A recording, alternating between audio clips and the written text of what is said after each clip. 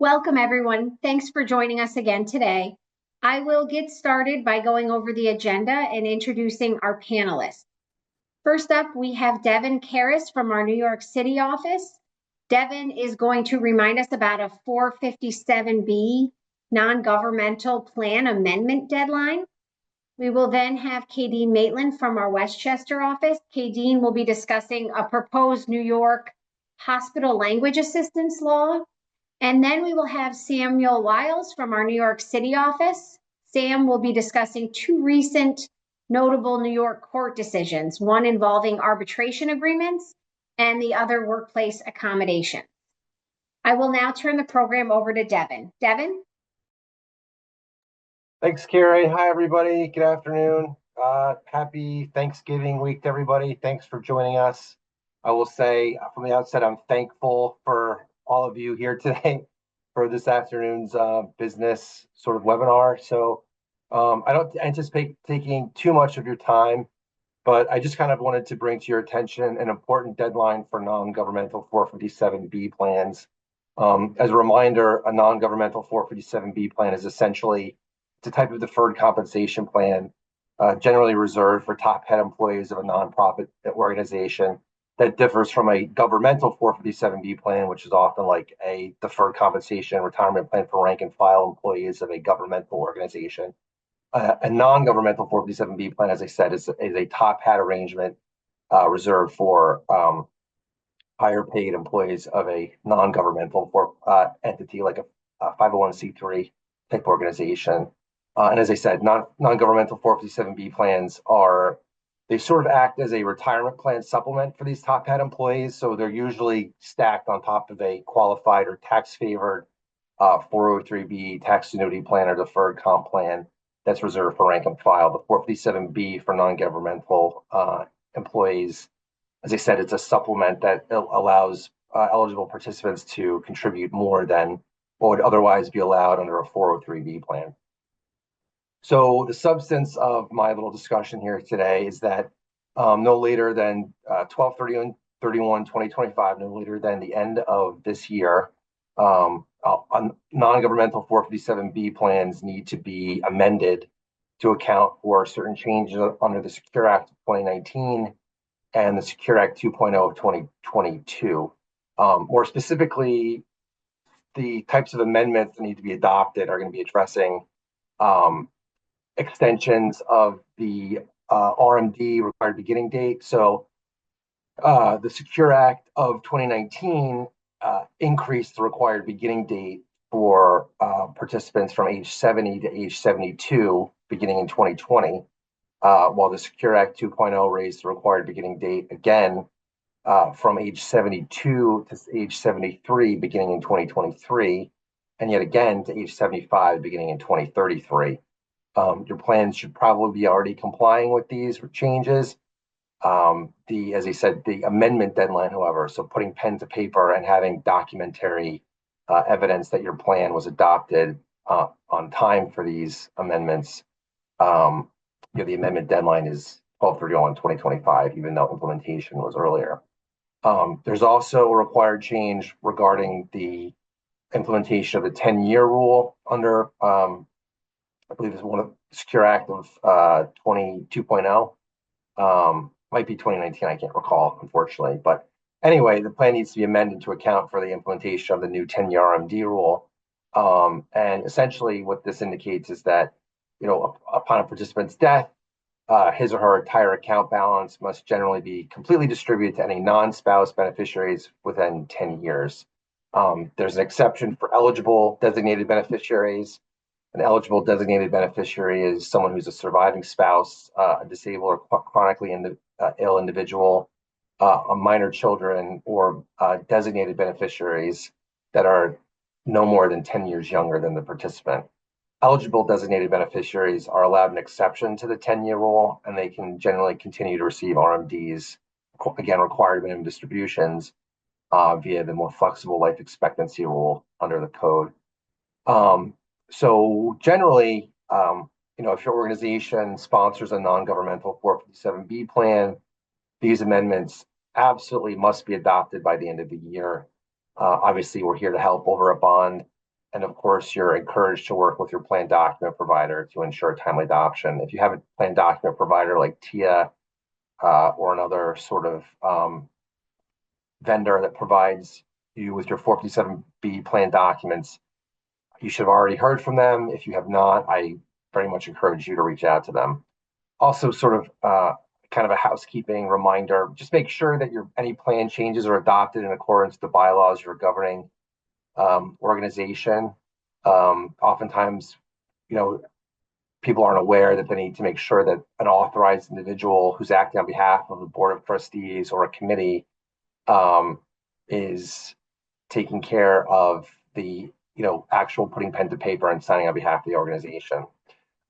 I know I kind of went very quickly here, so in that time, I just kind of want to remind people who are doing business in the state of New York that there's a Secure Choice Act.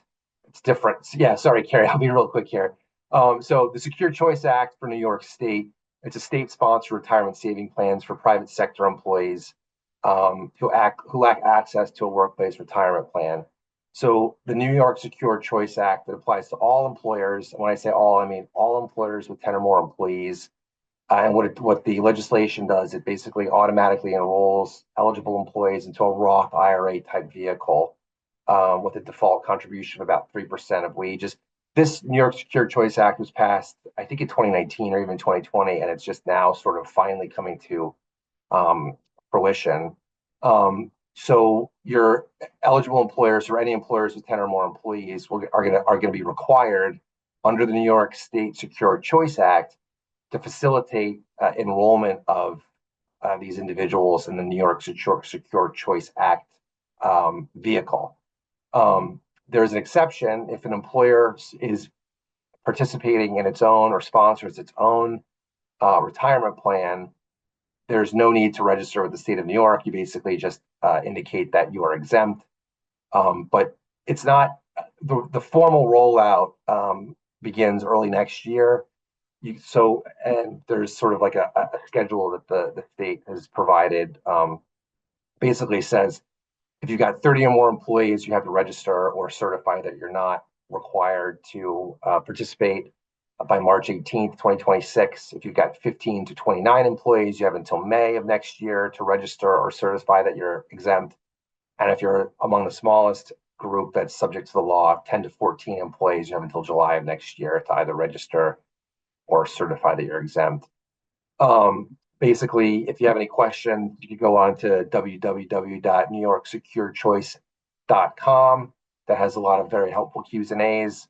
But I just want to make you all aware for New York State employers that this new law is it's actually a real thing now. So just keep your eyes peeled for early next year, and I'm sure Bond will have updates as necessary. So thanks everybody for your time, and have a wonderful Thanksgiving.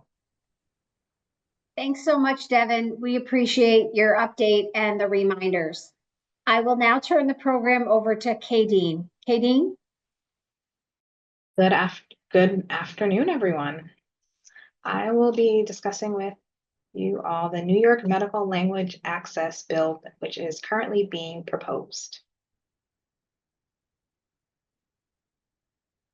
So there is a new proposed New York Hospital Language Assistance Law, which is right now currently Bill 6288B, and this language would be Public Health Law 2803BB. So this would be a new addition, and it would require hospitals to provide language assistance to ensure meaningful access and reasonable accommodation in terms of languages. So this would be applicable to all New York general hospitals, and of course it would generally establish language access framework. As is how the bill is written, when it is signed into law, it would be effective immediately. Of course, that's subject to change. It's very unlikely at this point, though, the bill will be picked up or signed by the end of this year by the governor. It's currently at the Assembly House, and we may see that it's picked up in January, but it passed the Senate in June of this year. Next slide, please. So the background. So it was passed in at the Senate in June 2025 just to codify hospital language access. So the purpose is just to ensure that there's equitable access to care, billing, and appointments for language low English proficiency areas. And it also covers sensory impaired patients. So that includes hearing impairments as well as vision and different types. This law is just to ensure that, everyone is able to access the necessary kinds of material to understand the care that they're going to be receiving, how they're going to be paying for it, and is appropriate for them. And it's just kind of formalizes a whole system. The law's purpose generally is to address systemic access barriers and establish accountability to hospitals, just to ensure that, patients when they're coming in are learning of their rights, being able to properly consent, and just understand the treatment that they're given, especially if English is not their first language. Next slide, please. So scope and applicability. So it applies to every general hospital in New York. It requires a formal language assistance program across clinical and administrative touch points. Of course, it's be effective immediately. There's no specific size in terms of the hospital. And the commissioner thus far, they are looking at allowing some level of flexibility for rural hospitals as they're rolling out compliance. Of course, they would want to make sure that they're documenting that they're trying to comply, but we'll get more into that. Next slide. So the core program elements that is laid out in the law as written thus far. So the first thing is that the hospitals would need to designate a language assistance coordinator, of course, with administrative oversight. They would need to implement written policies and procedures to identify needs and ensure ongoing access. So that's something that you would have to add as a part of your compliance program to make sure that everyone in the hospital and people that are working with specifically patient facing, they know the procedures in terms of ensuring that patients have adequate language access. And assign clear authority, accountabilities, and escalation pathways, of course, integrate into compliance and quality frameworks. Next slide, please. So additional core program elements, you'd want to, of course, develop and distribute patient materials explaining the free language assistance and how to access. And then, of course, you want to educate your staff on culturally and linguistically competent service delivery and accessing services for patients. And of course, you want to make sure that the materials that you're providing are concise, multilingual, and accessible to all. Next slide. Identification, documentation, and signage. This is also required under the proposed law. So you would need to identify each patient's preferred language and language needs at the initial visit. So as a part of intake, you would have to make a note what language they need, as well as to the degree that they need it. Then, of course, you would need to document that. Preferably that would need to be integrated into the electronic health records and the workflows just to make sure it's captured, especially during intake initially, and it's kept up to date. Also, if let's say there is some type of refusal for language services, all of that needs to be documented. If it's accepted, it needs to be documented, as well as refused, and specifically in the medical record. And then, of course, any other sorts of preferences. So the Department of Health will be having signage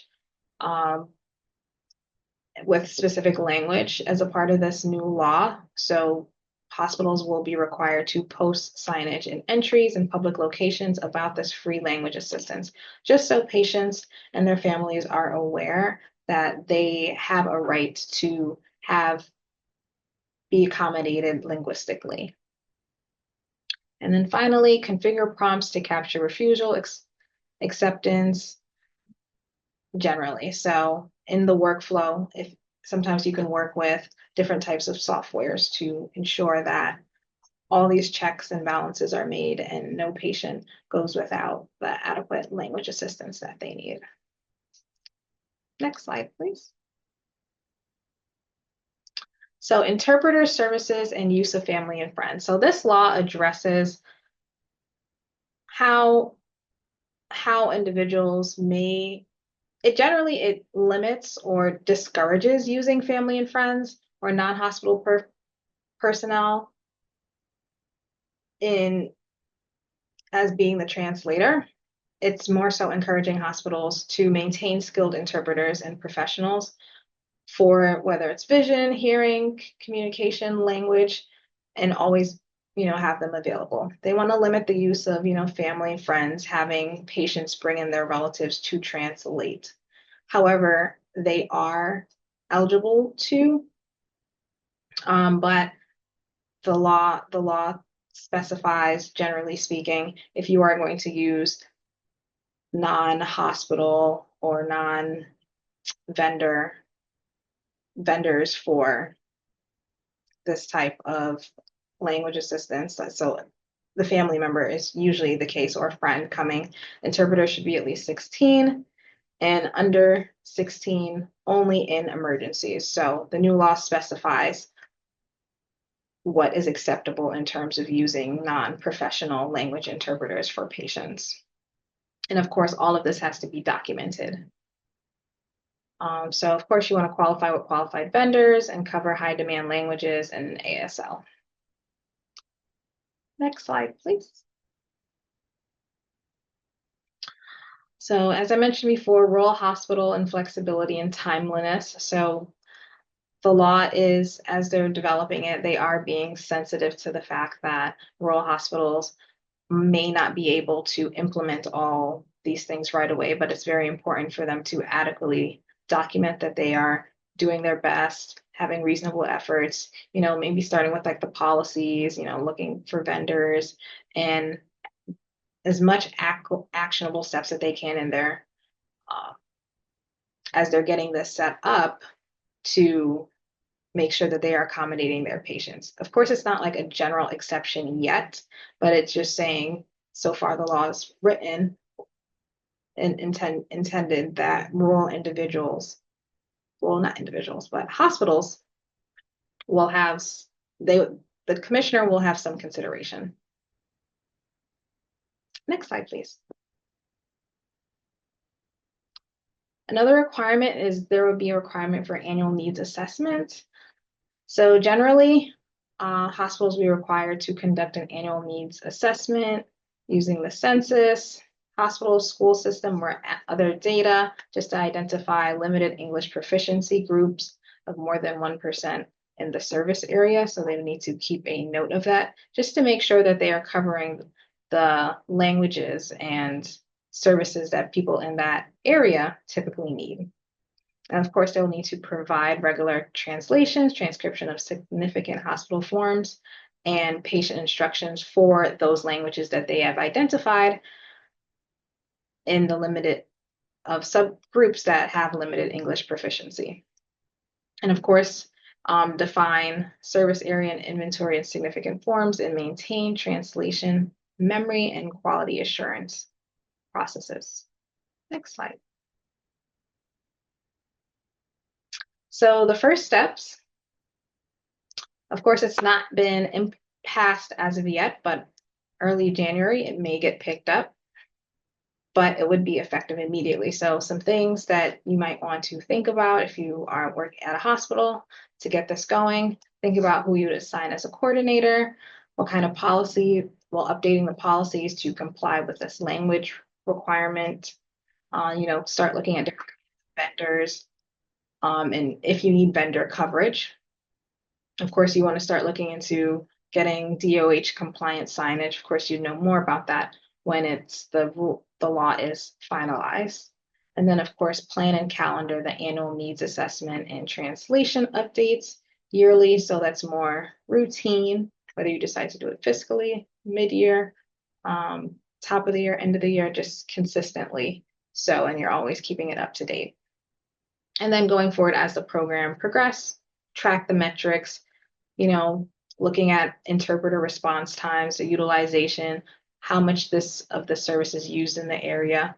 And, it's just part of marking quality markers of, quality of care that you're given to the patient, as well as complying with DOH. And then, of course, you want to coordinate across, the compliance team, legal team, patient relations, and quality improvement teams, because all these groups will work together to make sure patients have adequate language access in line with this new law. And of course, you can always contact Bond's healthcare attorney for advice on, policies or just navigating this in general. Thank you, Kadeen. Yes, we will keep everyone up to date on the status of this proposed legislation in 2026. We will now turn the program over to Sam for his overview of the Southern District of New York cases. Sam? All right. Good morning, everyone, or good afternoon now. So I'm going to cover two recent SDNY decisions that address ending the Enforced Arbitration Act and the Americans with Disabilities Act. While these cases are not necessarily applicable or binding on anyone, I think they're illustrative and things that employers should be aware of, particularly going into 2026. So you can go on to the next slide. So the first case deals with the Ending Forced Arbitration Act. So the facts of this case involve a plaintiff who worked as a busser in a restaurant, and at the time of hiring, he signed an agreement with a mandatory arbitration provision that covered all his claims related to his employment and termination. He alleged a constructive discharge claim, but notably here, he alleged both wage and hour claims relating to tips and overtime payments, and harassment, including use of slurs and inappropriate touching and other harassing conduct based on plaintiff's sex. So plaintiff files his claim. Restaurant says we have an arbitration agreement, so they move to compel arbitration. The magistrate judge splits the difference here, and he grants the motion to compel the arbitration for the wage claims, as the Enforced Arbitration Act does not cover wage issues, just sexual harassment and assault, but bifurcated and allowed the hostile work environment and sexual harassment claims to continue in court. Next slide, please. So just a brief background, what is the Ending Enforced Arbitration and Sexual Assault Harassment Act? It amends the Federal Arbitration Act to invalidate mandatory arbitration agreements that preclude an employee from filing a lawsuit in court arising out of workplace sexual assault or harassment. This is an important act because typically the FAA is pretty favored in federal courts. Arbitration, if the parties usually agree to it, is the favored route, and courts will usually punt those cases back to the parties' arbitration agreements. And these are usually used in employment agreements. Next slide, please. So the issue here involves that bifurcated issue involving the wage and hour issue and the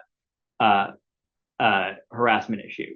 So the issue is whether Congress intended to render void not only agreements to arbitrate disputes premised on sexual harassment and sexual assault, but also agreements to arbitrate disputes unrelated to sexual harassment. So the issue is what is covered in the word case. So does that mean both the wage issue and the harassment issue that plaintiff raised? So the question was, should both claims go to arbitration since they're part of the same case? Next slide, please. The court holds yes. The court finds that case in the terms of the statute is broad enough to capture the legal proceeding as an undivided whole. So meaning the wage and hour issues and the harassment issues, even though the wage and hour issues are not contemplated by the Ending Forced Arbitration Act. The court holds that when the EFA applies, a pre-dispute arbitration agreement is invalid and unenforceable as to the plaintiff's entire case, not just the sexual harassment claims.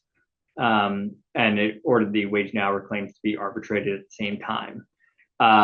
This is interesting to the extent that this is what the statutory language says, but the court also discusses the legislative history where senators debating this also indicate that, no, we intended this to bifurcate the claims, that This won't allow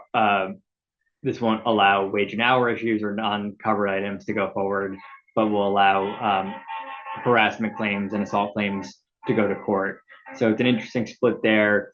Most courts in the Southern District hold along the lines of what the court in Mira did here, but I think this is going to be an issue that will probably percolate over the next few months and years. So something to be on the lookout for.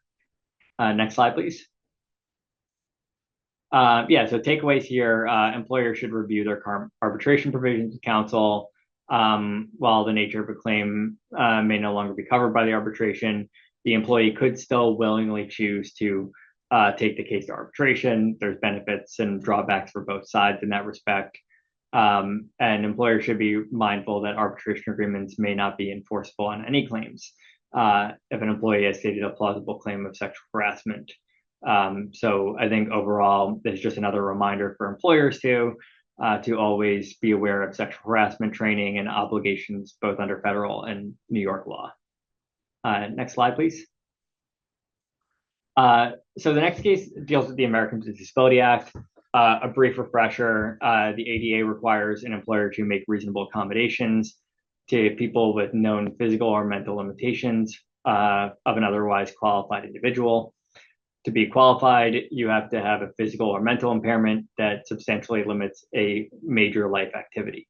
So what's a major life activity? The statute defines it as activities that are of central importance to daily life, such as caring for oneself, performing manual tasks, walking, seeing, hearing, speaking, etc. So with that quick little refresher, we go on to the case. So the next slide here. This is Santana and Duffy versus Mount Vernon. In this case, there are two teachers who both had disabilities. They began their employment with the district in the mid-2000s. The requested accommodation here, teachers had leg issues and injuries, so they wanted to not have to climb stairs to go to different classrooms that they're supposed to teach out of, and they only wanted classes on the ground floor. The district said, why don't you use the elevator? And they had various objections to using an elevator. So the district denied these requests as unreasonable. They believe this to be, so they said no climbing, they tried using the elevator, and they said this would be an unreasonable accommodation.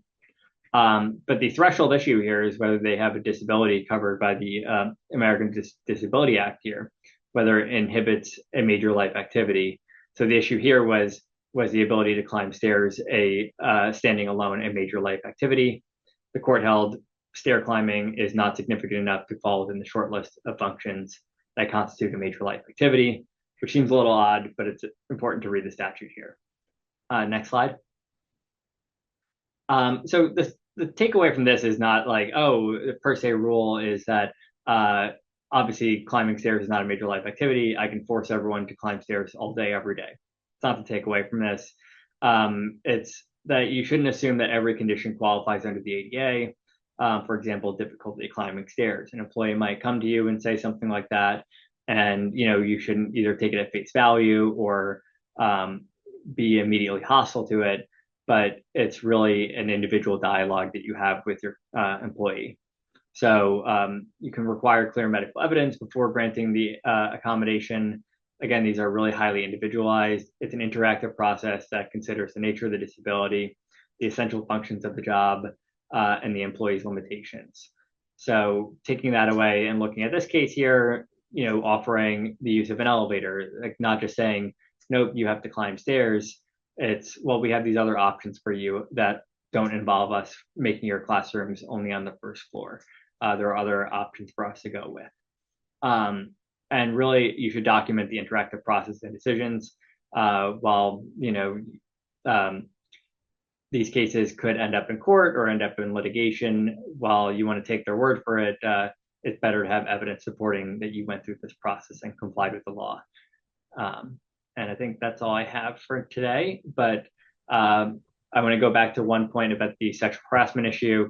For trainings and obligations like that, Bond, I believe, offers a series of robust trainings about those. So feel free to reach out in that respect. Great. Thanks, Sam. We appreciate your insights on these cases. We don't have any open questions in the Q&A box, so I will wrap up for today. Thanks everyone for tuning into the webinar. As always, the contact information for today's presenters is on the screen. Please feel free to contact any of the presenters or myself if you have any questions. We will be back next Tuesday, December 2nd. Hopefully you will be able to join us. Have a wonderful holiday, everyone. Thanks again.